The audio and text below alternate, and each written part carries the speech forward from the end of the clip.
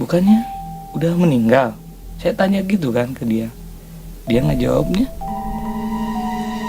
Enggak, saya nggak meninggal. Itu saya ngelihat ada yang tinggi gede. Iya, tinggi besar lah. Kayak ada apa?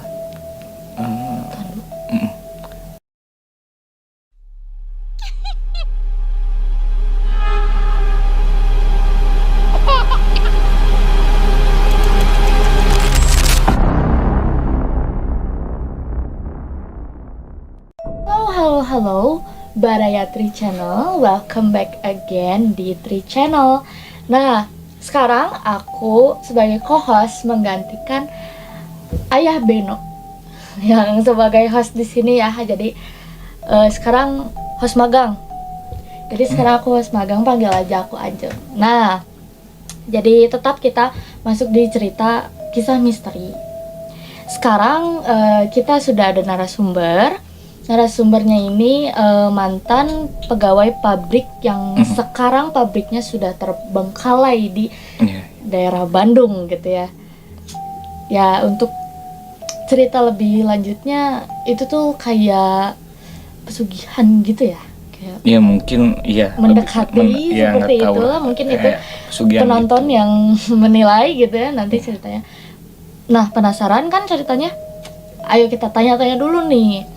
Nah, jadi di pabrik itu sebenarnya kan aku udah sering lewat ke pabrik itu. Nah, kalau misalnya siang oke aja, tapi kalau malam kan seringnya aku tuh ngelewat pabrik itu malam-malam kan. Jadi sekarang udah rimbun kan ya, sekarang udah terbengkalai lah. Udah ketutup. Iya. Udah ketutup sama pohon gitu. Nah, jadi kalau siang-siang oke, lewat situ oke. Karena emang sering juga lewat situ siang-siang. Cuma kalau malam ngelewat situ tuh kayak kayak ada perasaan deg-degan gitu. Iya, ngeri ya. Ngeri gitu, kayak ngelihat luarnya aja ngeri gitu. Nah, jadi di situ tuh ternyata ya yang aku dengar-dengar desas-desusnya itu ada banyak banget, nggak cuma 1-2 kejadian yang ada di situ. Hal mistisnya tuh. Jadi banyak kejadian di sana yang ya karyawan-karyawan di sana alami. Salah satunya ini dia karyawan di sana gitu. Jadi aku pengen tahu nih, karena kalau aku tiap kesana kan bawaannya ngeri, takut gitu. Jadi pengen tahu langsung nih dari mantan karyawan pabrik itu. Iya, memang jadi gini ceritanya tuh, saya waktu masih kerja di situ ya. Beberapa tahun ke belakang lah saya waktu masih aktif bekerja di situ. Waktu itu saya kan lagi kerja nih ya, masih lagi kerja di situ sama temen, tiba-tiba manggil lah kayak SPP gitu, disuruh gitu, Henry tolonglah bantuin dulu bentar apa nih gitu, bisa nggak kamu cariin ada tikus masuk katanya ke ruangan bos gitu. Kalau kamu bisa ngambil tikus itu nanti kita hadiahin lah gitu. Hadiahin, oh oke lah gitu. Hadiahnya kita apa? Karena uang sih. Uang. Iya, dikasih uang ya dengan nominal yang lumayan lah, 1 juta gitu ya. Kita dikasih 1 juta 1 tikus gitu ya. Oh, oke. Ya, gimana mau nolak lah. Ya udah kita oke lah gitu. Nah, dari situ kita udah berdua kan sama temen. Nah, kita langsung berhenti bekerja, kita menuju ke ruangan tersebut. Nah, tapi kita udah pas di jalan aja mau masuk, kita udah nyampe nih di depan ruangan tersebut. Pas masuk, yang anehnya tuh kita masuk tuh ruangan itu tuh gini, kayak tempat spiritual gitu loh. Jadi di situ tuh kayak banyak dupa, terus pohon-pohon kecil itu yang pohon kayak beringin kecil. Bonsai? Iya, kayak gitulah gitu. Tapi banyak tulisan Chinese gitu, yang banyak dupa gitu kan. Kita di situ masuk aja sama teman tuh berdua ya. Nah, pas masuk ke ruangan itu, kita kan sampai nyari-nyari tuh. Ini kita singkatnya aja, kita udah nyari-nyari. Nah, anehnya tuh kan ke sudut-sudut yang itu juga udah. Ya udah, yang anehnya tuh ini kan tempat bersih loh gitu. Oh, dengan ruangan yang bersih kayak gini gitu, masa sih ada tikus? Walaupun mungkin ada gitu ya, tapi di situ saya sama teman mulai mana ada tikus di sini kan. Berpikir yang ada juga banyaknya kayak tempat-tempat ini kayak bahan apa kayak buat untuk pesugihan ya. Iya, tapi nggak tahu juga sih. Mungkin itu memang spiritualnya atau apa, nggak tahu lah. Nah, ketika itu kita kan saling bertatapan sama teman kan. Nah, anjir gitu kan. Udah gitu, ketika kita terdiam lah sebentar, terdengar kayak suara auman, kayak apa sih, geraman harimau menggeram gitu nah, menggeram. Tapi teman nggak dengar, yang dengar saya aja gitu. Nah, dari situ kan saya berpikir, nah ini tuh sebenarnya kita tuh kesini tuh nyari tikus. Apa kita yang jadi tikus? Gitu. Dengan tempat bersih kayak gini, masa sih gitu kan? Nah udahlah, iya kan? Orang mana yang nyuruh nyari tikus ngasih 1 juta untuk 1 tikus? Iya itu juga. Nah dari situ kan kita mulai sadar kan, dari situ ngeh lah. Oke, kita ketemu, saya ketemu langsung ngomong, ya cabut aja, ayo keluar, akan benar gitu kan. Udah nggak enak ini perasaan gitu kan, udah nggak enak banget lah. Dari situ oke lah, teman udah tahu gitu kan maksud saya gitu apa. Oke, kami langsung keluar, bergegas aja langsung buru-buru karena nggak mau ada sesuatu lah yang terjadi sama kita, amit-amitnya gitu. Nah dari situ anggap aja udah gitu, kita selesai ngomong aja, kita nggak nemu satu tikus pun di situ gitu kan. Sayang katanya kan, padahal lumayan cina. Enggak lah, mending saya silakan aja nyari yang lain aja gitu kan. Ya suruh orang cari, silakan aja gitu, jangan kami aja gitu, kami mau lanjut aja kerja gitu. Nah udah, mungkin nggak tahu kebetulan atau apa, setelah beberapa bulan dari situ, kalau nggak salah saya masih ingat itu hari Rabu itu saya istirahat kerja bagian kedua ya, saya istirahat kedua lah. Ketika udah sepi semua jam berapa itu tuh kita jam 1 siang. Jam 1 siang. Yang pertama itu jam 12 kan, sampai jam 1 kurang. Langsung kita lanjut istirahat kedua kan, bagian kita istirahat kedua dari jam 1 sampai jam 2 kurang lah. Nah itu kan udah sepi kan, karyawan udah pada masuk, pegawai udah masuk. Nah di situ saya ngelihat kok ya si bos itu ke belakang gitu.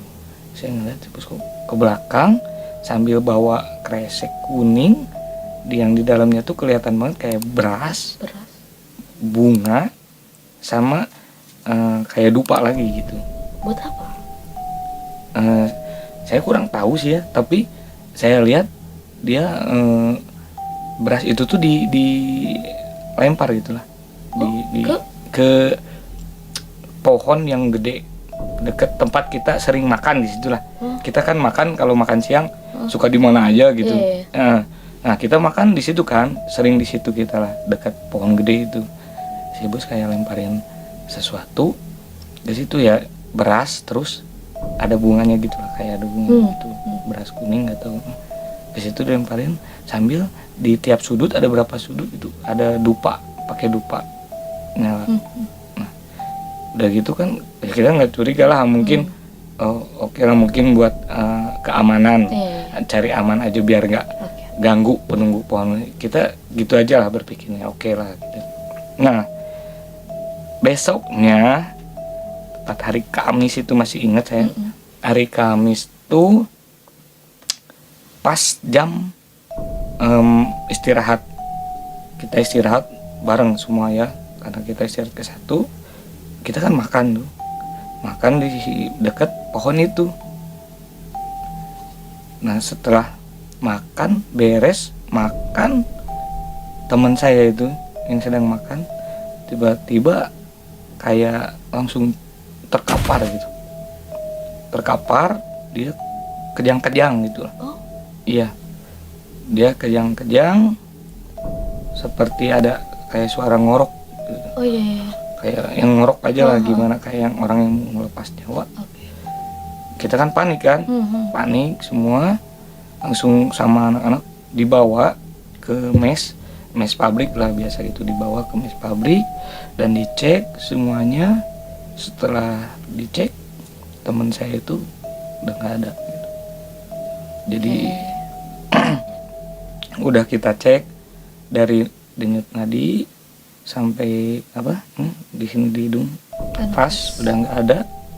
Karena kita pengen yakinin lagi, kita bawa aja ke rumah sakit yang dekat di situ, dan dinyatakan temen kita itu udah beneran nggak ada, udah meninggal. Padahal sehat itu, dalam keadaan Tiba-tiba. sehat walafiat. Ya memang maut siapa yang tahu ya. Maut siapa yang tahu gitu. Memang kalau emang udah ajalnya, udah takdirnya, itu pasti kan. Mau sehat, mau tua, mau muda, itu pastilah udah pasti meninggal gitu. Cuma dari situ kan kita nggak berpikir ke situ kan. Kita nggak ada kepikiran ke situ. Nah, setelah beres kita urus di rumah sakit, dan jenazah dibawa pulang keluarganya. Dan malamnya itu saya bermimpi didatengin dia sama, ya saya merinding ini, beneran serius ini, merinding. Saya didatangin sama almarhum, dan di mimpi saya tuh dia kayak seorang ngebangunin gitu. Ri, woi, saya kan bangun nih ternyata dalam mimpi itu saya bangun lah gitu, kayak bangun. Saya kaget kan, mas kok bukannya udah meninggal? Saya tanya gitu kan ke dia nggak jawabnya. Enggak, saya nggak meninggal, tapi saya dibawa. Nah, yang saya heran tuh jadi pertanyaan, dibawa siapa gitu kan. Dibawa siapa mas gitu. Dalam mimpi saya cuma dibawa aja sama mungkin nggak tahu sama yang penghuni di situ, nggak tahu istilahnya kayak ditumbal.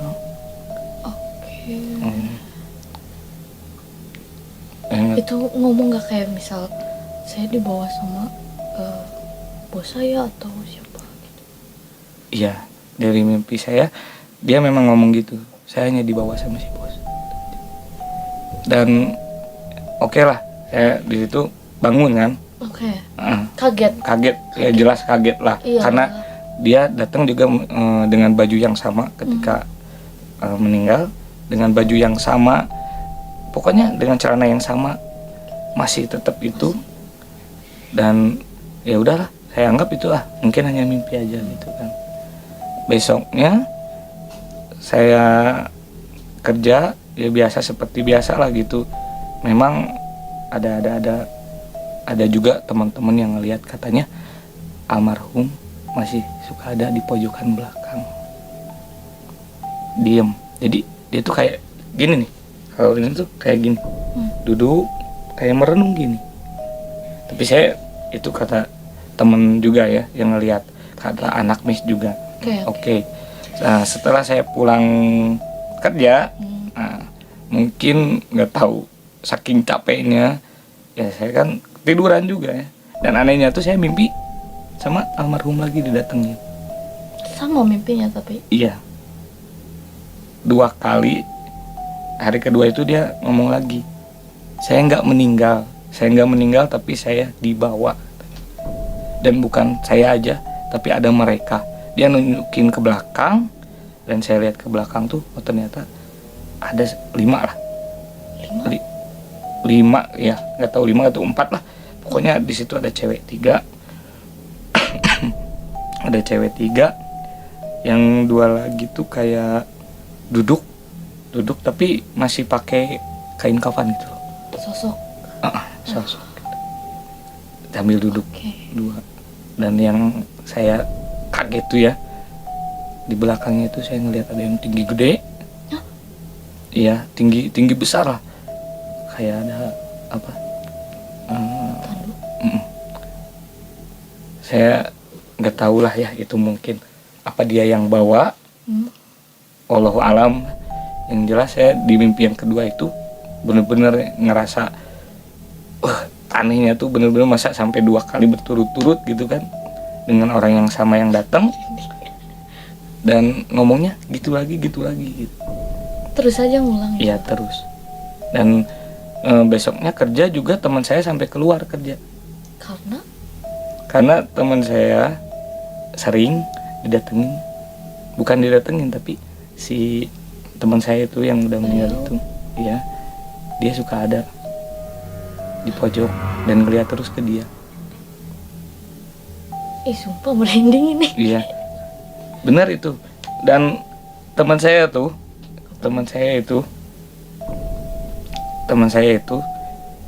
pun sama didatengin juga sama almarhum. Ada ceritanya? Ada. Dia teman saya ada sama, dan yang didatengin lewat mimpi itu bukan saya aja tapi teman saya juga didatengin dan sama ngomongnya seperti itu. Oke, minta pertolongan. Kurang tahu kalau itu. Mungkin dia hanya ingin menyampaikan aja mungkin ya, bahwa ya saya tuh hanya dibawa gitu, tapi saya juga nggak tahu itu dibawa maksudnya apa gitu. Maksud dibawa di sini tuh saya nggak tahu dibawa apa gitu. Kalau teman saya memang sampai keluar gitu, kerjanya langsung bareng sama saya di gerbang, lihat, karena baru masuk aja dia udah ngelihat ada ya almarhum. Karena kan teman saya penakut banget gitu ya, udah gitu kan almarhum punya janji sama teman saya itu bahwa sebelum meninggal dia ngomong mau ngasih burung kanari lah. Nah, karena belum kesampaian gitu, mungkin keburu meninggal ya, kayak punya janji lah gitu. Nah, jadi kayak ngedatengin juga ke teman terus gitu selama 3 hari, sama nggak tahu 4 hari teman saya juga sama, tiap malam itu nggak lewat mimpi aja tapi secara ini juga nyatanya ada ngedatengin. Kayak jadi kan mungkin punya janji gitu, almarhum tuh sama teman saya itu punya janji mau ngasih burung. Nah, teman saya itu tiap malam tuh di pintu rumahnya, ya di luar pintu rumahnya tuh suka ada suara burung kanari. Iya, padahal di situ nggak ada yang melihara burung. Serius? Iya, Selama 3 hari? selama 3 hari berturut-turut. Dan kalau tiap mandi katanya kalau dia kayak mau gosok gigi atau apa, kan si Gayung tuh gini kan. Nah, dia tuh suka ngeliat bayangan ada almarhum di belakang gitu, di kamar mandi. Aduh, beneran merinding ini. Iya benar. Ini. Dan ya nggak tahu, mungkin karena almarhum punya janji gitu ya sama dia juga, jadinya karena belum kesampaian ya mungkin ya gitu, jadi ngedatengin terus berturut-turut sampai hilangnya tuh udah hari keempat nggak tahu kelima. Itu juga karena diberani-beraniin lah sama teman saya tuh, bilang gini, kan ada suara burung terus kan. Nah, dia bilang, oke mas, saya terima, makasih mas udah ketampi. Ya ketampi itu kalau bahasa Sunda tuh udah diterima sama saya barangnya gitu, makasih. Semenjak berbicara seperti itu, ngomong kayak gitu, dilantangin aja gitu, udah besoknya nggak ada. Udah nggak ada besoknya. Nah gitu. Aduh, ini beneran Iya. Takut nih. Saya juga tadi waktu ini merinding ya. Cuma yang di sini saya heranin sampai sekarang tuh yang dimaksud di bawah itu ya. Nah, apakah teman saya ini menjadi salah satu korban pesugihan atau emang ini hanya kebetulan aja gitu. Saya juga nggak bisa gini, oh ini perusahaannya kayaknya kan, tapi dari ininya gitu, ini kan hanya almarhum sendiri yang mungkin menyampaikan lewat mimpi saya gitu.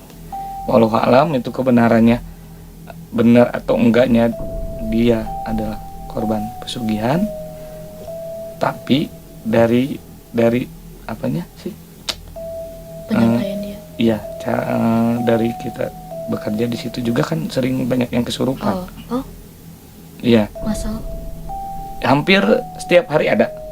hampir tiap hari. Iya, hampir setiap hari ada. Jadi itu udah biasa dong. Iya, udah biasa.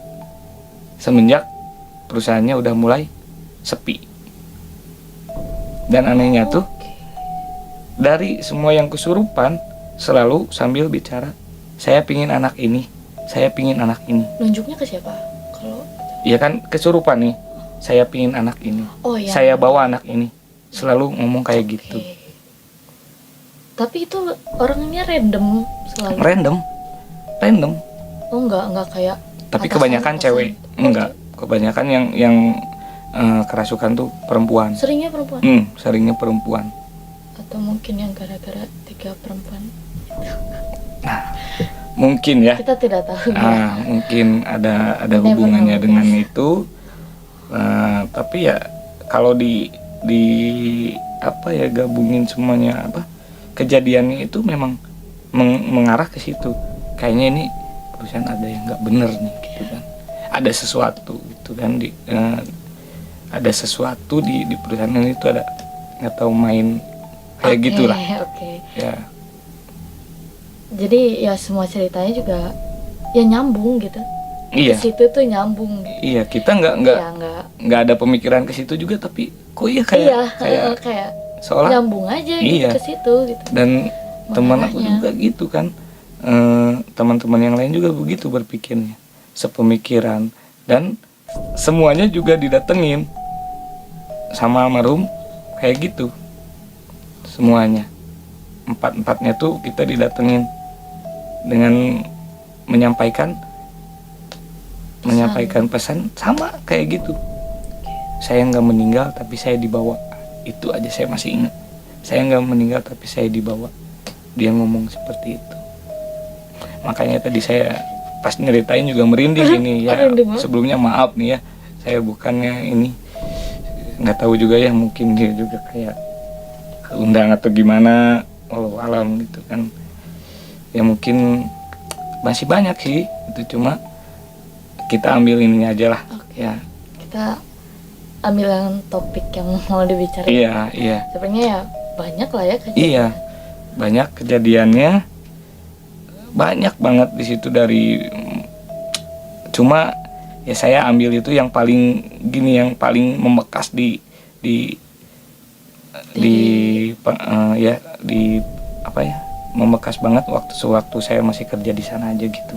Itu paling ingat banget, sampai dari saya nungguin jenazahnya sampai ke bawah mimpi malamnya itu tuh yang aduh bener-bener Iya sih tapi dengan sosok beliau ya, teman saya itu dengan baju yang sama, celana yang sama, sandal semuanya sama, dan kayak bener aja gitu, kayak di gini aja gitu. Dek, saya kan bangun gitu, walaupun dalam mimpi tapi bangun kan tetap itu. Nah itu sih saya paling sampai sekarang lah gitu. Ya saya berdoa aja lah semoga beliau memang udah tenang lah sekarang gitu. Beliau udah semoga tenang udah tenang di sana lah. Iya, semoga memang ini bukan apa-apa. Ini memang ya mudah-mudahan ya hanya beliau tuh mudah-mudahan emang udah takdirnya aja lah gitulah, kita ambil ini daripada kita harus terus ya. kesannya juga kalau ini kan kayak gimana ya, Ya. perusahaan itu ya gitu. Tapi ya gimana Ya jadi itu salah satu cerita tentang tumbal, tapi nggak ke situ juga ya, cuma ya Allah alam sih ya, cuma menuju ciri-cirinya tuh ke situ gitu. iya. Nah jadi itulah pengalaman dari salah satu karyawan yang mantan karyawan pabrik terbengkalai itu ya. Iya. Gimana gitu, jadi udah dengar ceritanya, nanti kalau lewat ke sana tuh jadi kepikiran terus guys gitu. Yep.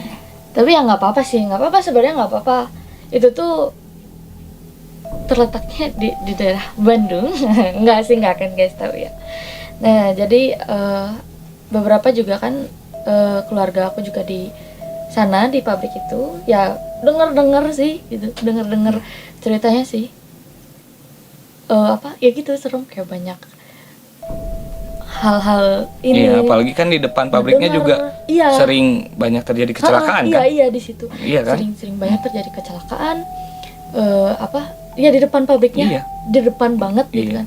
Jadi kalau ke sana ya hati-hati aja, kalau malam-malam juga hati-hati. Iya, mana gelap gitu tempatnya juga kan. Kalau ada yang tidak percaya juga hati-hati, manusia gitu. Takutnya ada yang Iya. gimana, karena tempatnya gelap banget guys gitu. Iya. Jadi oke, mungkin segitu aja ya.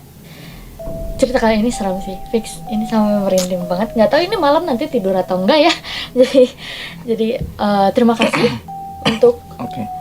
Bang Sama-sama. Ceklos Iya.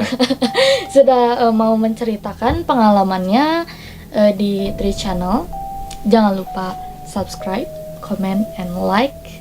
Dan jangan lupa dukung aku sebagai co-host, atau nanti aku bisa naik jadi host guys. Oke. Terima kasih. Oke. Sampai jumpa kembali.